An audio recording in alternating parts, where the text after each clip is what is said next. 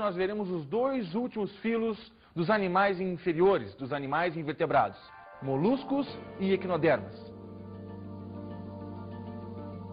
Afinal de contas, você sabe o que é um molusco? Você sabe o que é um equinoderma? Você seria capaz de degustar um bom molusco? Vamos dar uma olhadinha na nossa enquete. Peço para vocês que eu não comeria, não. Agora, quem são os moluscos? Os moluscos são as lesmas, são os caracóis, são as lulas, os polvos, são os mexilhões. E os equinodermas quem são? Os equinodermas são as estrelas do mar, os ouriços do mar, são as serpentes do mar, os lírios do mar. É importante não acrescentar nesse grupo os cavalos marinhos. Porque muitas pessoas pensam, ouriço do mar, estrela do mar, pepino do mar, bolacha do mar, cavalo marinho. Não, o cavalo marinho, galera, é um peixe, é um cordado. Então, por favor, não me cometa esse pecado biológico. Mas enfim, você sabe por que os moluscos vêm antes dos equinodermas na escala evolutiva?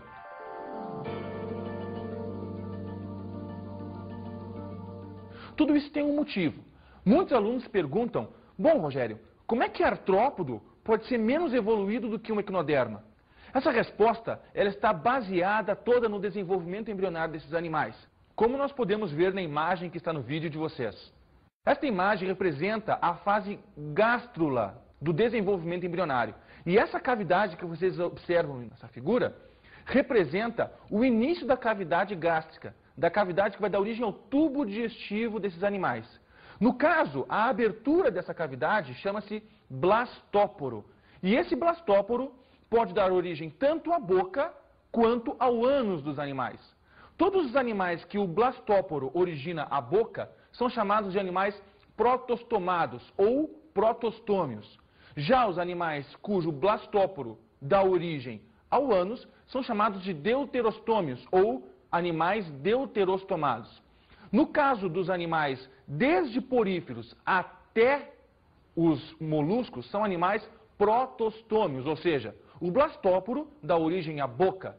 No caso dos equinodermas, não. Os equinodermas, e logo após os cordados no filo seguinte, são deuterostomados, ou seja, tanto equinodermas quanto nós, que somos os cordados, os peixes, os anfíbios, os répteis e outros animais, são animais deuterostomados, ou seja, o blastóporo dá origem ao ânus.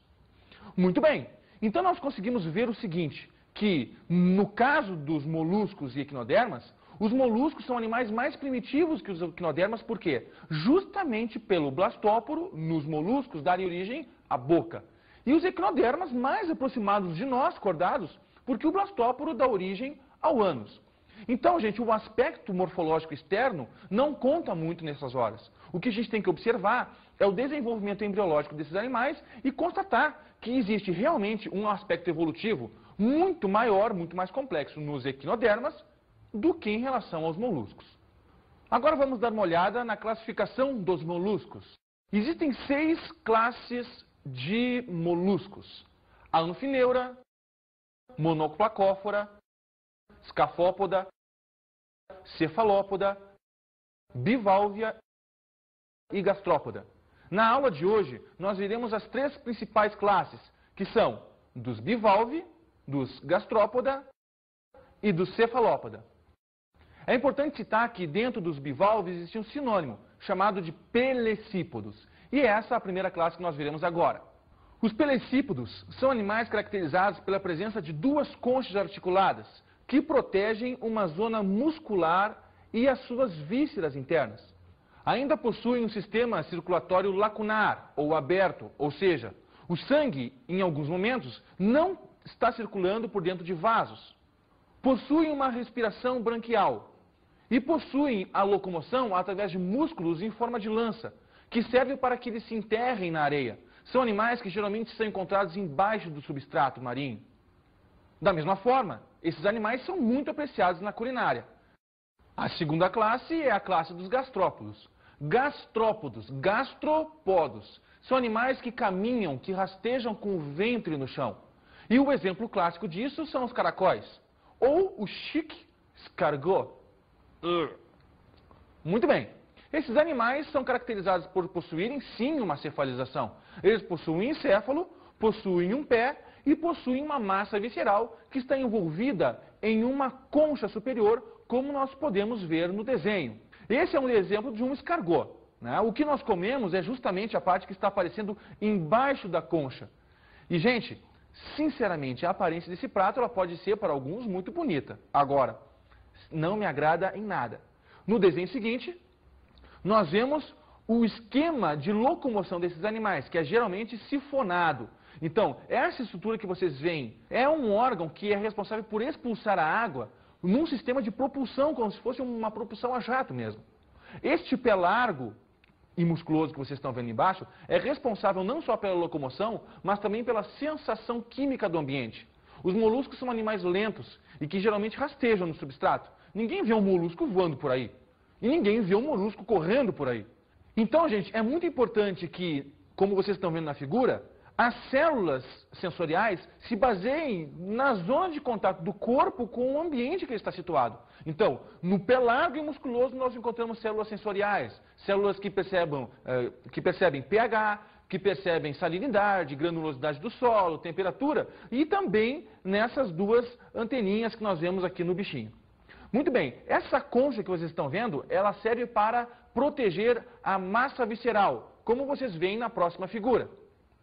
Então, o que nós percebemos? Que todas as vísceras, ou seja, órgãos reprodutores, sistema digestório, sistema respiratório, enfim, todos os sistemas estão envolvidos e protegidos por essa concha espiral que nós encontramos nos gastrópodos. Existe uma exceção dentro deles, que é a lesma. A lesma, ela não possui concha. Então, gente, as vísceras da lesma ficam distribuídas ao longo do seu corpo musculoso. É sempre bom lembrar que os moluscos, não molúsculos, são animais de corpo mole.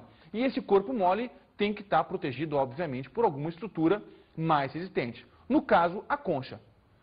Tanto os bivalvos que nós vimos antes, os pelecípodos, quanto os gastrópodos, eles possuem uma concha externa e que é secretada por uma zona que nós chamamos de manto, que vocês também observam ainda neste mesmo desenho. Esse manto é uma zona epidérmica que tem a função de secretar substâncias ricas em cálcio.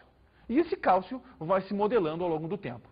A respiração dos gastrópodos ela pode ser tanto pulmonar como branquial, dependendo da espécie, porque nós encontramos tanto gastrópodos no meio aquático, marinho ou água doce, e também encontramos gastrópodos terrestres. A circulação, a exemplo dos pelecípodos, também é lacunar. É muito importante vocês perceberem que nos gastrópodos existe um sistema digestório com uma boca que possui uma estrutura análoga aos nossos dentes, que é capaz de ralar o alimento. Nós chamamos essa estrutura de rádula e ela se localiza exatamente depois da boca, no início do tubo digestivo. Os cefalópodos é a classe mais desenvolvida dentro dos moluscos. Eles possuem estruturas fantásticas, né? E o exemplo que nós damos é lula. É polvo, são os náutilos. Gente, o nosso presidente, o Lula, ele não é um molusco, ele é um cordado. Mas enfim, o que acontece? Os cefalópodos, eles possuem uma estrutura muito mais desenvolvida. Percebam o nome, cefalópodos, pés na cabeça. Não é o piolho também que tem pés na cabeça. Mas olha só o que acontece. Eles têm um nível de cefalização muito maior do que gastrópodos e do que pelecípodos. Eles possuem um sistema circulatório fechado com o coração. Como são animais essencialmente marinhos, possuem uma respiração pulmonar. Vamos dar uma olhadinha nas figuras que nós temos aqui.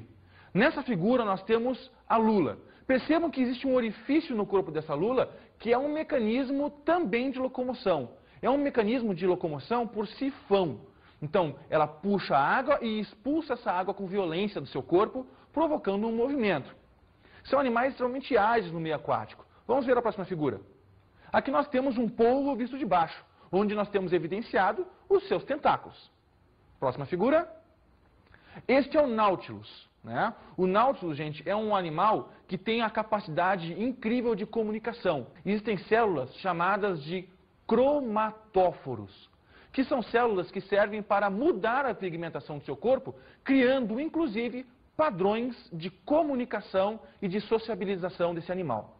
Na próxima figura, nós vemos um cefalópodo de forma esquemática. Bom, até então as pessoas que veem cefalópodos não percebem que ele tem uma concha. Por quê? Porque a concha desse animal não é uma concha externa, como os bivalves, como os gastrópodos, mas sim uma concha interna. Então existe já um princípio de crânio, um princípio de proteção craniana. Vemos ainda no desenho uma mandíbula. Essa mandíbula ela serve justamente para a trituração do alimento. São animais predadores, são animais carnívoros. Com relação à reprodução desses animais, eles são dioicos, possuem macho e fêmea. E também fazem o fenômeno da corte, ou seja, o macho ele tem que seduzir a fêmea, ele tem que convencer a fêmea de que ele tem os gametas ideais para os seus futuros filhos. Para isso também entra em ação esses cromatóforos que eu falei para vocês. Porque o padrão de abertura e fechamento desses cromatóforos acaba então comunicando a fêmea da sua virilidade, da sua fertilidade e a fêmea, em contrapartida, da sua acessibilidade ou não para a cópula. É legal a gente realçar a importância do manto. O manto, como eu falei para vocês antes, é aquela camada epidérmica que secreta substâncias ricas em cálcio. O resultado disso é a produção de madrepérola e de pérola, que são altamente valiosas no mercado. Vamos dar uma olhadinha no depoimento do nosso amigo joalheiro. Bom, para nós classificarmos quanto mais vale, por exemplo, uma pérola, nós temos que seguir 5 critérios. Segundo seu brilho, textura, tamanho, cor e formato. No caso do brilho, quanto mais intenso, mais ela pode valer. No caso da textura, quanto menos imperfeições, mais ela vale. Com relação ao tamanho, quanto maior possível. A cor, a mais rara, no caso hoje, azul. E o formato, quanto mais cilíndrico. Bom, ela é tão valorizada segundo a demanda, porque hoje em dia nós temos muita demanda e pouca fabricação, pouca produção de pérolas. Outro detalhe também, são poucos os produtores no mundo. E o terceiro seria o tempo de cultivo, que nós precisamos de 3 anos para cultivar uma pérola. Consequentemente, o seu preço fica alto. De fato as pérolas têm uma valorização comercial muito grande.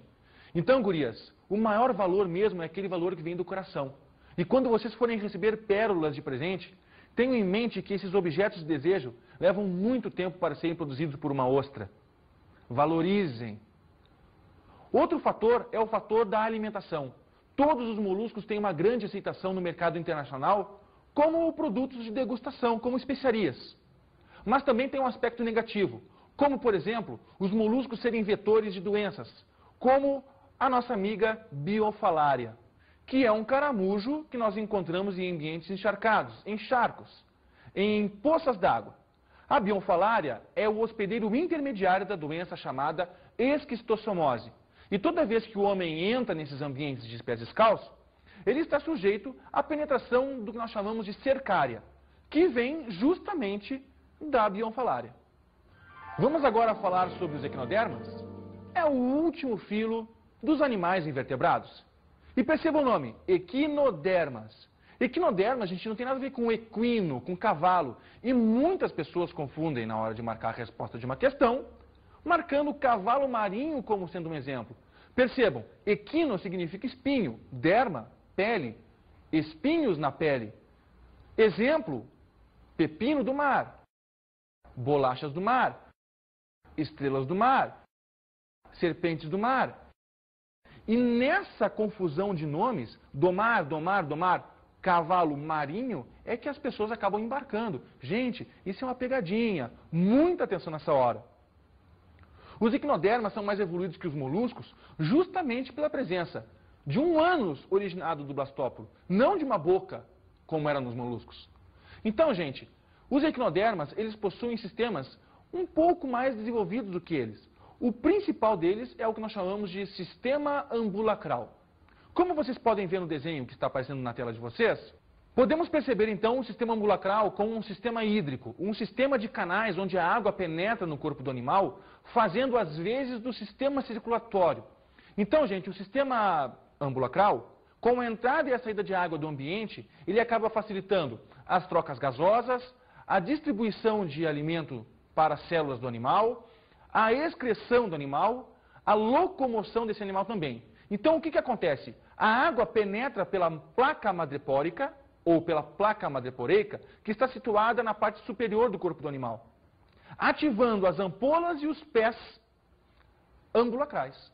Então, na medida em que a água entra, imagine uma luva de borracha. Quando a gente assopra, existe a ativação dos dedos. Da mesma forma que a água entra nesse sistema ambulacral e ativa, então, as ampolas e os pés ambulacrais. Nessa outra imagem, nós temos evidenciado os pés ambulacrais, que, como vocês podem perceber, são muito mais sensíveis do que o corpo propriamente do bicho, também desempenhando, então, uma função tátil, de percepção do ambiente. Os equinodermas são animais que possuem já um endoesqueleto. São placas calcárias que são articuladas, proporcionando para esse animal também uma sustentação. Os equinodermas são animais de fundo do oceano, chamados de bentônicos, e desempenham uma importante função na ecologia, que é justamente a de raspar, a de limpar o fundo deste oceano, devido a sua boca ser uma boca ventral. Essa boca possui um conjunto de dentes calcários, e o nome dessa estrutura é lanterna de Aristóteles. Para todas aquelas pessoas que têm o hábito de ir à praia, de repente pode encontrar um equinoderma redondinho, que parece uma bolachinha mesmo com um desenho de estrela no centro dele. O nome desse equinoderma chama-se bolacha do mar. E o centro, bem no centro desse animal, nós encontramos essa estrutura calcária estrelar. Então, gente, essa estrelinha representa a boca, a lanterna de Aristóteles, o início do tubo digestivo desse animal. O tubo digestivo desse animal também é um tubo digestivo completo. O seu ânus fica na parte dorsal, na parte de cima do seu corpo, bem pertinho da placa madrepórica. Os equinodermas são animais aquáticos territoriais. Eles demarcam a sua área no fundo do oceano, querendo sempre aquela zona oceânica de água quente, onde haja muita produção de matéria orgânica, e aquela zona rica em nutrientes. E eles lutam para manter essa área como sendo sua. Vocês podem observar também a beleza desses animais nas imagens que vocês estão tendo na tela. Vejam que existe uma diversidade de cores e formas muito grande das estrelas do mar. Próxima figura, nós vemos outros dois tipos de estrelas. Aí nós temos um lírio do mar. Percebam que a beleza desses animais, a diversidade de formas, faz com que eles sejam, infelizmente, muito predados pelo homem. A importância ecológica dos equinodermas está na presença deles em recifes de corais, agindo como um dos elementos dessa cadeia alimentar. São animais, como eu falei para vocês, detritívoros. E tem importância também na limpeza do fundo do oceano. É muito melhor tu ver um equinoderma no fundo do mar do que tu ver um equinoderma na mesa de centro de nossa sala. Gente, muito cuidado. Se vocês quiserem apreciar realmente a natureza, façam um curso de mergulho. Deem uma boa olhada nesses animais no seu ambiente natural. Afinal de contas, você não gostaria de estar em cima de uma gaiola. Concorda comigo? Agora vamos para as nossas dicas de estudo.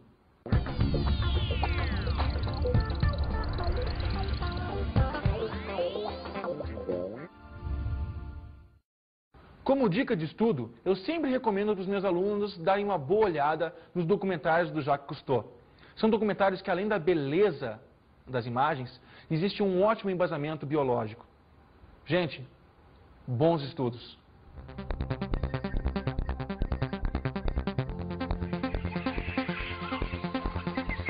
Na aula de hoje estudamos moluscos e equinodermas. Animais com aspectos evolutivos diferentes. Moluscos, animais de corpo mole recobertos por concha, e equinodermas, animais que possuem um endoesqueleto calcário e um corpo revestido por espinhos. Vimos também a classificação dos moluscos, destacando as principais. Moluscos, animais protostômios. Equinodermas, animais deuterostômios. Moluscos, animais de corpo mole, corpo revestido por uma concha calcária. Equinodermas, animais com um endoesqueleto calcário e com um revestimento de espinhos na sua derme. Vimos também os aspectos evolutivos das equinodermas. Pelecípodos, duas conchas, articuladas. Gastrópodos, uma concha única, barriga rastejando no chão. E cefalópodos, animais como, por exemplo, lulas e polvos, que possuem os pés na cabeça, um alto grau de cefalização.